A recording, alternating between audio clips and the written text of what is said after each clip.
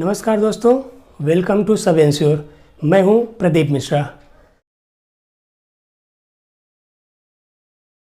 दोस्तों, आज हम आपसे बात करने वाले हैं कि मेडिक्लेम पॉलिसी या हेल्थ इंश्योरेंस पॉलिसी में क्लेम कैसे किया जाता है। अगर आपको क्लेम करना है तो क्या प्रोसेस होते हैं। बहुत सारे लोगों के हमारे पास क्वेरी आते हैं, बहुत सारे लोग हमसे जानना चाहते हैं कि ये क्या प्रोसेस होता है, क्या एजेंट के बिना भी हम क्लेम कर सकते हैं या एजेंट या ब्रोकर या कोई मीडिएटर होना ज़रूरी है। दोस्तों, मेडिक्लेम में क्लेम करने के दो तरीके होते हैं और दो टाइप का क्लेम होता है। एक होता है कैशलेस और दूसरा होता है रीइंबर्समेंट।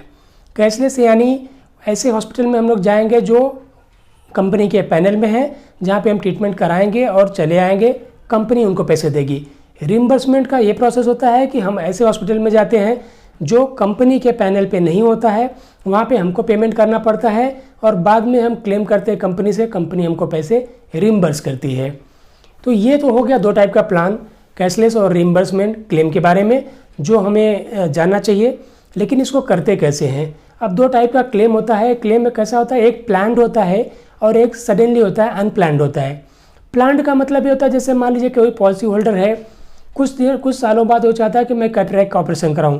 कैटरेक्ट तो सडनली होता नहीं है, एक दिन में नहीं होता है कि एक दिन में हो गया, डॉक्टर ने बोला कि अर्जेंट हमको ऑपरेशन करना पड़ेगा, ऐसी कोई सिचुएशन नहीं होती है। तो दैट इज़ प्लान्ड हॉस्पिटलाइजेशन। इसके लिए हम लोग क्या कर सकते हैं कि हम जो भी डॉक्टर का रिकमेंडेशन होता है उसके साथ हम ऐसे हॉस्पिटल में जा सकते हैं जो कंपनी के पैनल में होता है, और वो सारे डॉक्यूमेंटेशन हमारे जो होते हैं हॉस्पिटल वाले कंपनी को भेजते हैं और कंपनी वहाँ से अप्रूवल देती है। यानी कैशलेस के लिए हमको अप्रूवल मिल जाता है एक पर्टिकुलर स्पेसिफिक डेट के लिए, जब हमको हॉस्पिटलाइजेशन करना है, जब हमको ऑपरेशन करवाना है या कोई इस तरह की चीज़ें हैं, तो हमको प्री अप्रूवल मिल जाता है कंपनी से और हम वहाँ पे जाके कैशलेस की सुविधा लेते हुए अपना हॉस्पिटलाइजेशन करवा के अपना ट्रीटमेंट करवा सकते हैं। दूसरा होता है अनप्लान्ड। अनप्लान्ड मीन्स कहीं कोई इमरजेंसी आ गई, किसी को हार्ट का इशू आ गया, कहीं कोई एक्सीडेंटल केसेस हो गए। ऐसे केसेस में हम ये नहीं देख सकते कि कौन सा हॉस्पिटल पैनल में है, कौन सा हॉस्पिटल पैनल में नहीं है, तो हमको सडनली किसी न किसी हॉस्पिटल में ट्रीटमेंट के लिए जाना पड़ता है। ऐसे कंडीशन में क्या होता है, किस तरह से प्रोसेस करते हैं, हम क्लेम कैसे ले सकते हैं और क्लेम करने का प्रोसेस क्या होता है। सबसे पहली चीज़ मैं आपको बता दूं, सबसे ज़रूरी चीज़ कि इसमें एजेंट या कोई ब्रोकर या कोई मीडिएटर का होना बिल्कुल ज़रूरी नहीं है। पेशेंट खुद या उनके रिलेटिव्स या उनके कोई फ्रेंड, कोई भी इस प्रोसेस को कंप्लीट कर सकता है। तो सबसे पहले कस्टमर केयर नंबर पर फ़ोन करना है, चाहे वो टीपीए का हो या कंपनी का direct in house claim settlement का हो। कंपनी का ये नंबर, टोल फ्री नंबर ज़रूर दिया होता है, आपके पॉलिसी पे होता है, आपको जो आईडी कार्ड कंपनी ने इशू किए उस पर होता है। उसके लिए कोई एजेंट का होना ज़रूरी नहीं है।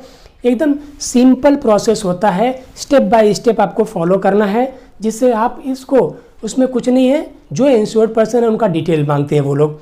यानी मान लीजिए कोई फैमिली फोटो पॉलिसी है तो उसमें कई जन का नाम होता है। अब उसमें से जिसको हॉस्पिटलाइज किया गया है उसका डिटेल बताना होता है, उनका नाम बताना होता है, कौन से हॉस्पिटल में हॉस्पिटलाइज हुए है उसका डिटेल देना पड़ता है, नाम, एड्रेस, कॉन्टैक्ट नंबर, पूरा वो वेरीफाई करके ये सारा प्रोसीजर वो पूछ के किस लिए हॉस्पिटलाइज हुए, कौन से टाइम में हॉस्पिटलाइज हुए। मोस्टली ये करना पड़ता है कि हॉस्पिटलाइजेशन के 24 आवर्स के अंदर आपको ये इंटीमेशन कंपनी को करना पड़ता है।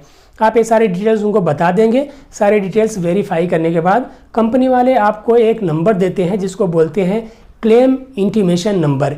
ये बहुत इंपॉर्टेंट नंबर होता है जो आपको मैसेज के थ्रू आ जाता है, आपको मेल के थ्रू आ जाता है या आपको लिखवा भी देते हैं। आप इसे नोट डाउन करके सेफली रख लीजिए। जब आपका ट्रीटमेंट कंप्लीट हो जाए, जब पेशेंट बाहर हो जाता है, डिस्चार्ज हो जाता है, उसके बाद आपको क्लेम करना पड़ता है कंपनी के पास। कंपनी से जो आपको क्लेम का एक फॉर्म मिलता है वो फॉर्म भरना पड़ता है। उसमें दो पार्ट होते हैं, एक पार्ट पेशेंट को यानी क्लेमेंट को भरना पड़ता है और दूसरा part that to be filled by the hospital, treating hospital and treating doctor. यानी जो दूसरा पार्ट होता है, जो डॉक्टर ने आपका ट्रीटमेंट किया है जिस हॉस्पिटल में, वहाँ से भरवा के लेना पड़ता है। बाकी सारे डॉक्यूमेंटेशन लगते हैं, सारे ओरिजिनल पेपर्स देने पड़ते हैं, डिस्चार्ज कार्ड, जो आईपीडी के पेपर्स होते हैं वो हॉस्पिटल आपको देता है ट्रू वेरीफाई करके। तो ये सारे डॉक्यूमेंटेशन करके आप कंपनी को भेज सकते हैं। उसमें जो हॉस्पिटलाइज हुए थे उनका केवाईसी लगता है, यानी पैन कार्ड, आधार कार्ड, उनका कैंसल चेक लगता है प्रपोजर का, जिन्होंने पॉलिसी प्रपोज किया है।